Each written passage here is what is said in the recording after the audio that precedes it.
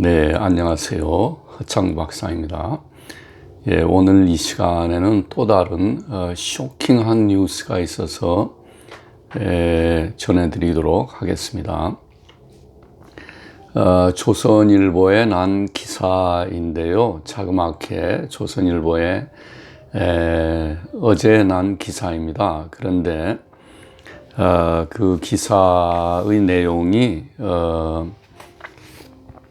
참 놀라운 내용이에요. 그래서 1월 출생아 3만 명 아래로 떨어졌다.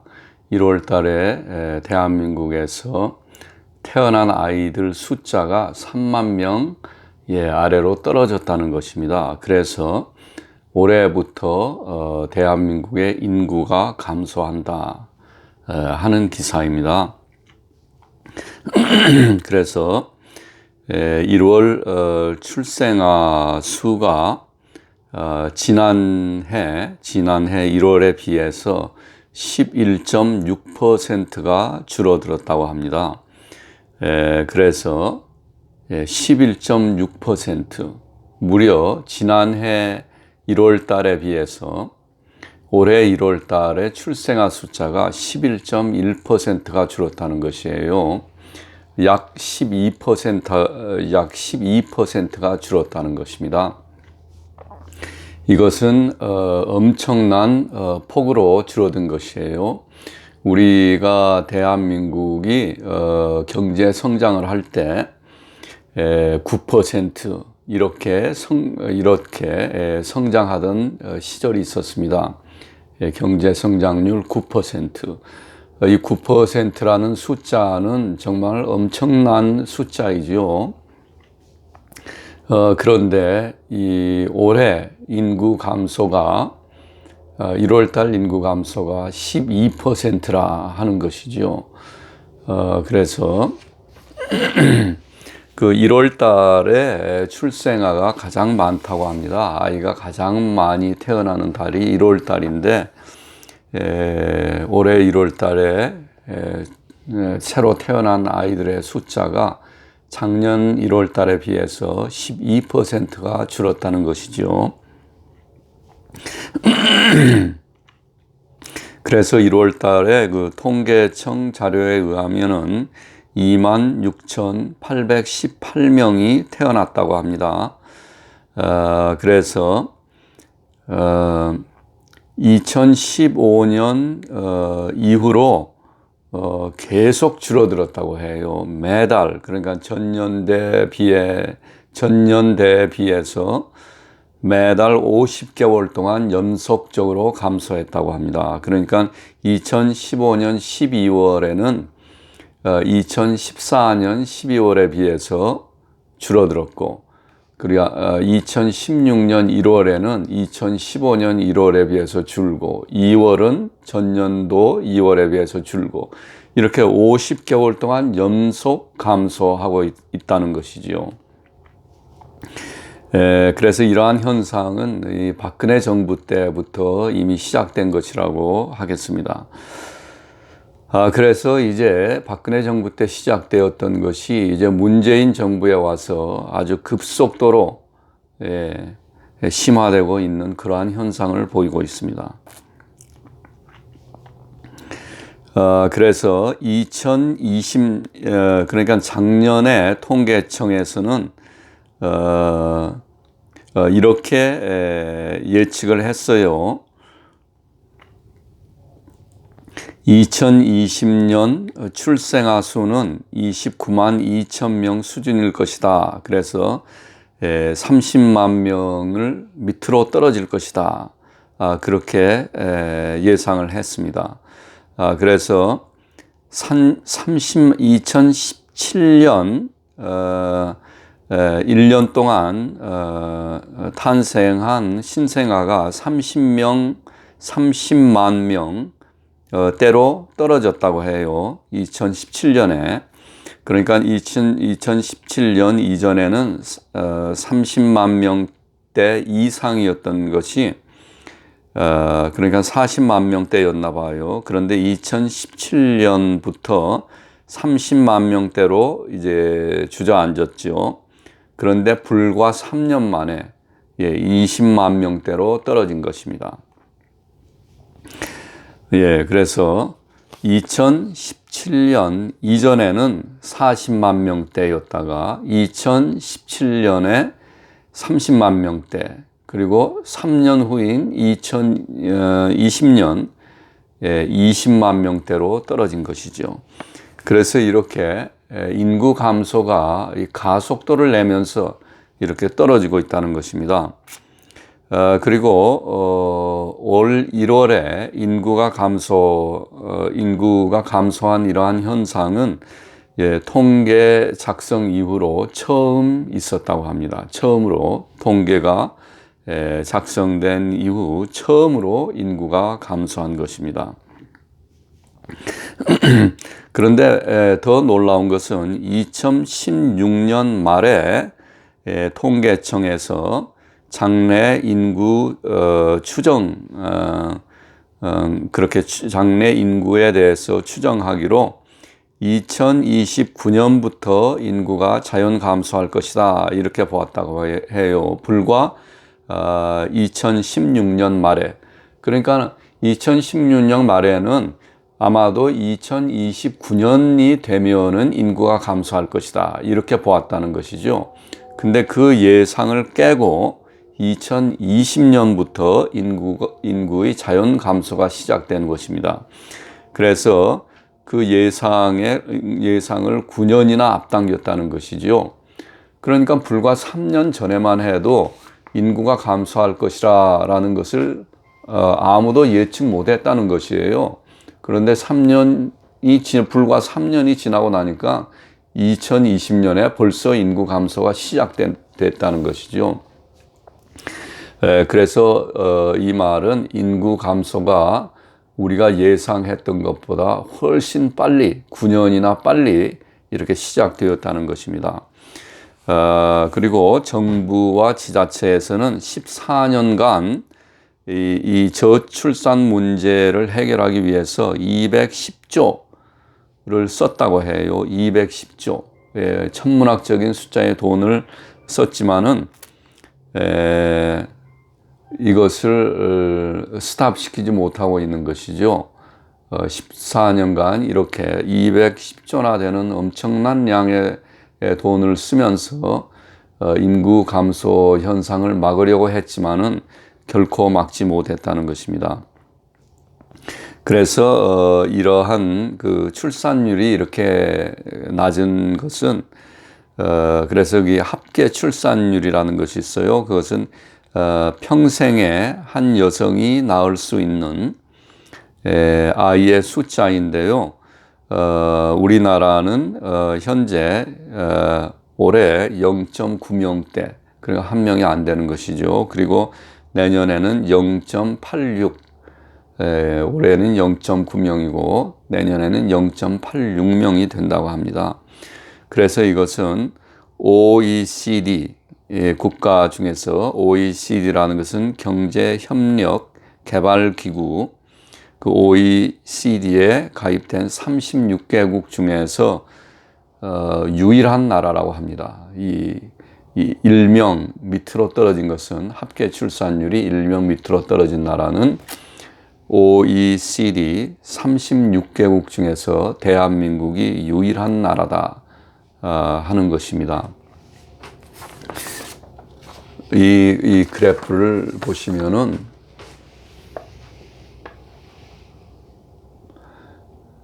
이렇게 사망자 수가 이렇게 그래프로 나타나 있습니다. 그리고 이 출산율, 이것이 그러니까 출생아 수네요. 출생아 수. 이 출생아 수가 10년 동안, 지난 10년 동안 이 사망자 수와 이 출생아 수를 그래프로 나타낸 것인데요. 이 출생아 수는 계속 줄어들고 있습니다. 그래서 아이를 낳지 않는다는 것이죠. 아이가 태어나지 않는다는 것입니다. 그래서 이렇게 계속 지칠 줄 모르고 이때 잠깐 주춤했지만은 역시 지칠 줄 모르고 떨어지고 있고, 이 사망자 수는 조금씩 증가하고 있습니다. 사망자 수는 이제 대한민국의 인구가 고령화되면서 이렇게 사망자 수도 점차 늘어나고 있는 것이 아닌가 하는데요. 이 출생아 수, 이렇게 가파르게 떨어지고 있다는 것입니다. 그래서 그러니까 2011년에 4만 7천 명가량이었던 수가 이제 2만 8천 명대로 4만 7천 명에서 2만 8천 명대로 이렇게 10년 동안에 이렇게 많이 떨어졌네요. 그래서 그 원인이 무엇일까요? 이렇게 아이가 태어나지 않는 원인이 개인주의적인 그런 것이 아닐까 합니다. 서양의 문물이 이제 우리나라로 들어오면서 여러 가지 변형된 형태로 좋지 않게 그렇게 들어온 경우가 많이 있습니다. 그래서 그리스도교가 서양에서 대한민국으로 들어왔을 때 수많은 이단이 생겨났죠. 대한민국 내에서.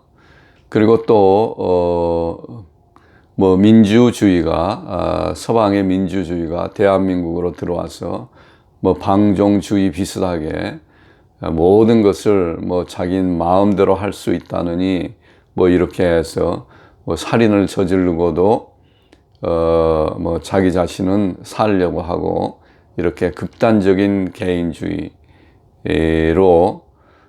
되고 또 서양에서 개인주의, 개인에 대한 그러한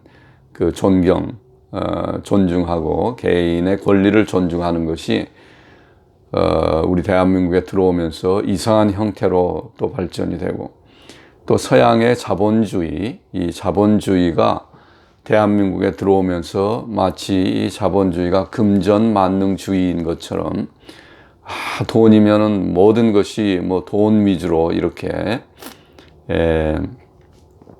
돌아가고 돈 하면서 그냥 인생의 전부가 돈인 것처럼 그렇게 돈으로 사람을 평가하고 이렇게 아주 못되게 이렇게 발전을 한 것이죠. 그래서 이러한 현상, 그러니까 본질에 충실하기보다는 그것이 변형이 되어서 올바르지 못하게 변형된 형태의 그러한 것으로 다 변질이 된다는 것이죠. 대한민국에 와서는 그것이 왜 그렇게 되는지 너무나 갑작스러운 변화 때문에 이렇게 된 것인지 우리는 알 수 없습니다. 또 서양식의 아파트 같은 건물들이 이제 아파트가 좋다 하면은 전부 아파트를 지어서 하늘도 볼 수 없고 자연을 볼 수 없는 그러한 그래서 아이들도 놀이터도 없이 옛날에는 그래도 냇가에서도 놀고 시골 같으면은 서울에서도 골목에서 아이들과 같이 놀기도 하고 하늘을 보면서 집들이 낮고 많은 사람이 개인주택에 살고 했기 때문에 그랬지만은 그렇게 정서적으로 안정이 된 상태에서 아이들이 자랐지만은 이제는 하늘도 보지도 못하고 아파트에서 놀게 되고 아파트라는 것이 또 평수가 정해져 있어서 너희들은 아파트 몇 평에 사느냐, 아파트 어디 사느냐, 이런 걸로 가지고 소셜 클래스가 누구하고 친해지고 이렇게 기이한 현상이 일어나는 것이죠. 참 기이한 현상이 일어나는 것입니다. 그리고 교육열, 이 교육열이라는 것이 교육이라는 것이 무엇입니까? 진리를 탐구하기 위해서, 진리를 찾기 위해서 배우는 것이 교육열인데 이 과도한 교육열, 부모들이 자식을 이렇게 쥐어짜서 교육을 시키고 친구들과의 사이도 또 그러한 뭐 누가 이겼느냐, 누가 1등 했느냐, 뭐 이렇게 아주 그 변태적인 그러한 교육열로 이렇게 바뀌어서 이렇게 되고 해서 한마디로 이 그러한 환경 속에서 자라난 이 30대, 20대, 30대 이런 분들이 뭐 이제 아이 낳기 싫다는 거지요. 나도 이렇게 지옥 같은 환경 속에서 자랐는데 우리 자식들까지 이렇게 지옥과 같은 환경을 물려줄 수는 없다. 나는 아이가 싫다. 또 그렇기도 하고 또 개인주의적인 그러한 것들, 이 서양에서 개인의 권리를 존중하고 하는 그 개인주의적인 것들이 이제 잘못되게 변형이 되어서 이기주의적으로, 나만 좋으면 된다. 나는 돈 벌어서 나는 우리 내 부인하고 둘만 인생을 즐기면서 잘 살다가 여행도 다니고 모든 것을 하고 그렇게 살면 되는 것이다. 뭐 이러한 생각들, 부모 돈을 물려받아서 그냥 우리끼리 잘 살면 되는 것이지 무슨 애가 필요 있느냐 하는 것들이죠. 요즘에는 유튜브도 많이 있고 텔레비도 또 재미있는 프로도 많고 영화도 많이 볼 수 있고 뭐 친구들과 같이 만나서 얘기하면서 돌아다니기도 재미있고 한데 뭐할로 귀찮게 애를 낳느냐 하는 것들이고 또 이제 어머니들도 어머니 클럽이 있다 무슨 클럽이 있다 해서 친구들 만나러 돌아다니고 옛날에 우리 사실 우리 대한민국 한민족의 큰 장점 중에 하나가 우리들이 자라날 때 어머니의 사랑을 느끼면서 자랐다는 것이죠. 뭐 아버지의 사랑? 글쎄요, 그것은 뭐 그렇다고 하지만은 있을 수가 있겠죠. 하지만 확실한 것은 어머니의 사랑 아니었습니까? 어머니는 자식들을 정말 자기 자신보다도 더 위하고 그랬었는데 이제 어머니들마저도 이제 모든 것을 편하게 생각하고 자기 자신의 사생활을 자식을 위해서 희생하지 않으려고 하는 그러한 개인주의를 넘어서서 이제 모성애마저도 이기주의적으로 바뀌어버린 그런 것이 아닌가 해요. 원인이 있지 않나 하고요. 또 더욱더 염려스러운 것은 우리가 이제 어린아이를 보면은 참 이쁘다는 생각이 들지 않습니까? 미국 사람들이나 서양 사람들, 멕시코 사람들, 이 사람들을 보면은 아기가 있으면은 아기를 보면서 얼굴을 만지기도 하고 참 이쁘다는 생각을 해요. 어린 애들을 보면은 귀엽다고 하고 뭐 큐트하다고 하고 그 아이를 좋아한다는 것이지요. 그런데 우리 대한민국에서 아이를 좋아하는 마음이 없어져 버리면은 그거야말로 정말 큰 일이죠. 누군가의 어린아이를 봤을 때, 야, 참 귀엽다. 아이가 방긋방긋 웃는 모습, 그런 모습을 봤을 때, 야, 귀여워. 나도 하나 이런 아이를 가졌으면 또 뭐 우리 나이 드신 분들은 우리 며느리도 하나 아이를 빨리 이렇게 이쁜 아이를 낳았으면은 얼마나 행복할까. 사실 아이가 있으면은 아이로 인해서 큰 행복이 있습니다. 아이를 기르면서 물론 부모가 자기 자신의 시간은 좀 희생을 해야 되지요. 뭐 마음대로 놀러 가고 싶은데 아이 때문에 같이 못 가고 하지만은 그 아이와 함께 있으면서 느끼는 행복이 있어요. 인간 본연의 그러한 행복이죠. 인간의 속성 가운데서 가장 기본적인 그런 속성 아니겠습니까? 어머니가 자식을 안고 기르면서 자장가도 부르고 얘기도 하고 아이와 함께 시간을 보내면서 느끼는 그러한 행복 그리고 정신적인 그러한 발달 이러한 것이 있는데 아이를 보고 그러한 것을 느끼지 못한다면은 이 아이가 정말 이쁘다 하는 마음 자체가 없어져 버린다면은 그것이야말로 큰 재앙인 것입니다. 예. 그래서 이렇게 인구가 이제 감소하는 단계에 이르렀다는 그 쇼킹한 기사를 보고 제가 오늘 말씀을 나눴습니다. 예, 하루속히 우리 대한민국의 젊은 여성들에게 그 아이를 좋아하는 마음, 예, 아이를 사랑하는 마음, 내가 아무리 가난하더라도 우리 아이를 기르면서 행복한 가정을 꾸며야 되겠다 하는 그런 마음이 생겨나서 좀 아이들이 이제 올해부터 또 내년 이후에는 좀 많이 태어났으면 합니다. 예, 오늘 또 저의 말을 들어주셔서 감사합니다. 오늘 하루도 여러분 승리하시고 또 건강하시고 행복한 하루가 되시기 바랍니다.